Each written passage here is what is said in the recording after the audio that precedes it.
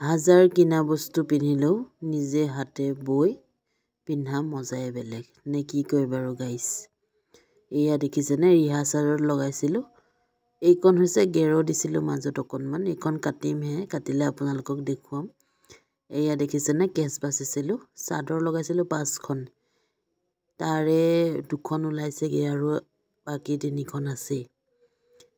এয়া ধুনীয়াকৈ কেঁচ বাচি পেলাই মাজত গেৰ ডিজাইন দি দিছিলোঁ। এই আৰু এইখন হৈছে সেউজীয়া, বৰমা এজনীক লাগিব। এয়া ধুনীয়াকৈ দেখিছেনে, বৰমাজনীয়ে ল'ব পৰাকৈ ধুনীয়াকৈ এয়া সেউজীয়া, বেঙুনীয়া আৰু হালধীয়া, এয়া ধুনীয়াকৈ কেঁচ বাচি দিছিলোঁ। কেনেকুৱা লাগিছে আপোনালোকে জনাবচোন বাৰু। বিশেষ মই ইমান নাজানো তাঁতৰ কথা, হ'লেও চেষ্টা কৰিছোঁ।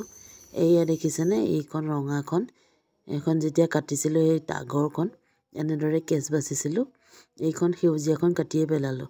এয়া দেখিছেনে কেনেকুৱা হৈছে জনাবচোন দেই গাইছ।